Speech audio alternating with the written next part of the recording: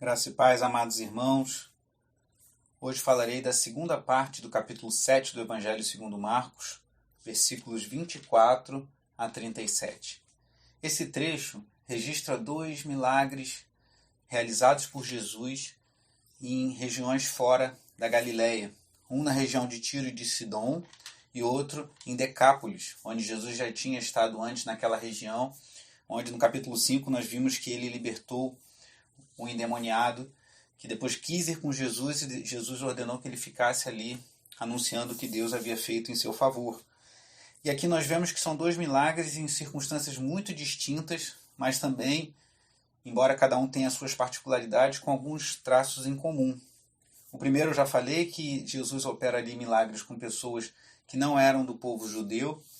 E um outro que é interessante também, porque nesses 2 episódios, quando Jesus liberta a filha de uma mulher cirofenícia, a filha dela estava endemoniada, e quando Jesus cura, na região de Decápolis, um homem que era surdo e possivelmente gago, essas 2 ocasiões pessoas vão até Jesus para interceder por outras. A mãe intercedendo pela sua filha e algumas pessoas, que aqui fala no versículo 32 de Marcos 7, que trouxeram esse homem que era surdo e mal podia falar, suplicando a Jesus que lhe impusesse as mãos.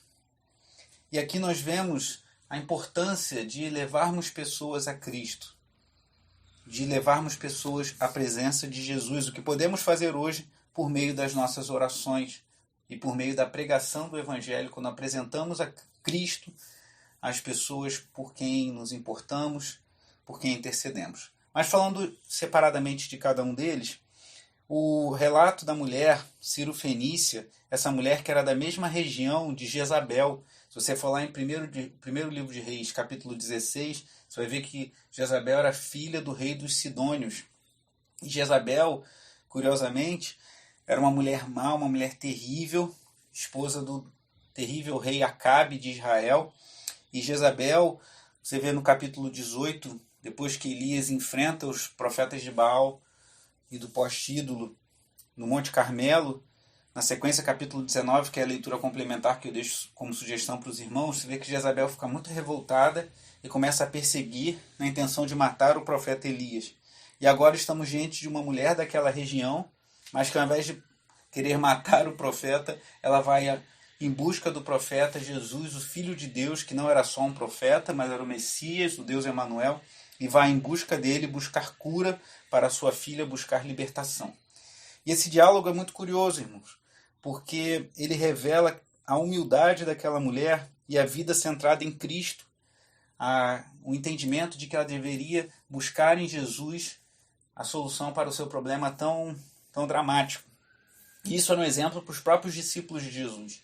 Porque você vê ali no diálogo entre Jesus e ela, é um diálogo muito curioso. No relato paralelo em Mateus capítulo 15, diz que ela adorou a Jesus, ela se jogou aos seus pés e clamou. Ela chamou Jesus de Senhor aqui no versículo 28 de Marcos 7. Ela reconhecia que Jesus tinha poder e ela se rende aos pés de Jesus. E Jesus responde a ela que primeiro os filhos devem comer até se fartar, pois não é correto tirar o pão dos filhos e lançar-se aos cachorrinhos. E parece um discurso duro de Jesus. Como pode essa resposta significar algo? Como você reagiria ao ouvir isso de alguém a quem você foi buscar ajuda? O Grant Osborne, esse autor que eu tenho citado frequentemente, ele fala que os filhos são um povo judeu, como filhos de Deus, e o alimento para comer se refere à provisão de Deus, especialmente espiritual, para os seus filhos. Aquela mulher tinha chamado Jesus de Senhor. Ela reconhece que ele está no controle total, ela chama na sequência de todas as coisas. Mas mais do que isso, além de chamar Cristo de Senhor, ela responde que até os cachorrinhos debaixo da mesa comem das migalhas das crianças.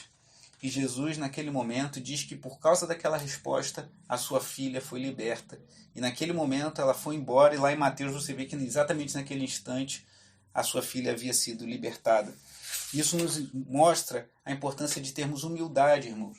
Aquela mulher não fazia parte do povo de Deus, ela recebeu uma resposta que talvez desconcertasse algumas pessoas, mas ela teve a perspicácia de responder a Jesus com um coração humilde e quebrantado, e ela foi abençoada por Cristo. Na sequência, a cura de um surdo e um homem que falava com muita dificuldade, talvez gago.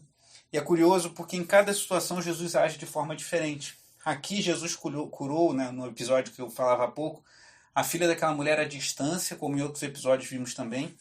Mas nessa cura de um surdo e gago, nós vemos que Jesus há todo um procedimento. Jesus age, faz uma série de processos ali para operar aquela cura. Porque Deus tem um tratamento específico para cada situação e para cada pessoa. Jesus voltou agora à região de Decápolis. Jesus agora, as pessoas trazem a ele esse homem que era surdo e mal podia falar. E Jesus tem todo um procedimento ali. Primeiro ele tira aquele homem à parte da multidão. Ele tira, pois Jesus não queria se tornar uma celebridade. E possivelmente também ele queria preservar aquele homem de alguma forma. Ele leva aquele homem para um lugar à parte. Em seguida ele cospe e toca na língua do homem.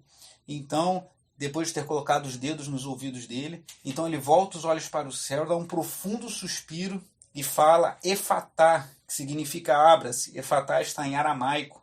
E Marcos registra exatamente as palavras que Jesus disse naquele momento. E aí aquele homem é curado e a sua língua na mesma hora ficou livre e ele começou a falar corretamente. E Jesus ordena que ninguém contasse aquilo para ninguém, mas os homens não se controlam e começam a falar e ficam impressionados com o bem que Jesus tinha feito naquela circunstância.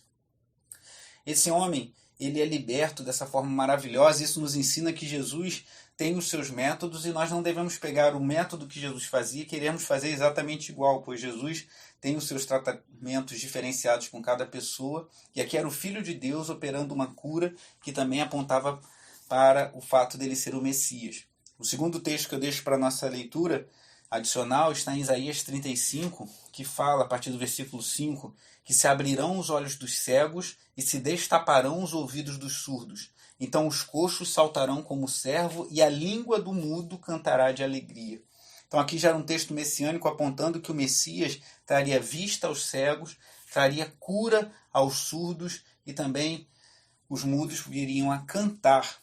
E aqui nós vemos claramente que ali Cristo está mostrando que ele veio não só para os seus, para o seu povo, até que muitos rejeitaram, que muitos ali, especialmente os fariseus, os mestres da lei, estavam surdos para as palavras de Deus, estavam surdos para ouvirem que Deus tinha enviado Jesus Cristo, o Salvador, estavam mudos para declarar que Jesus Cristo é o Senhor, mas Jesus veio para trazer salvação a todos os povos, como diz o Salmo 96, que a nossa oração de hoje, no versículo 3, diz: anunciem a sua glória entre as nações, seus feitos maravilhosos entre todos os povos.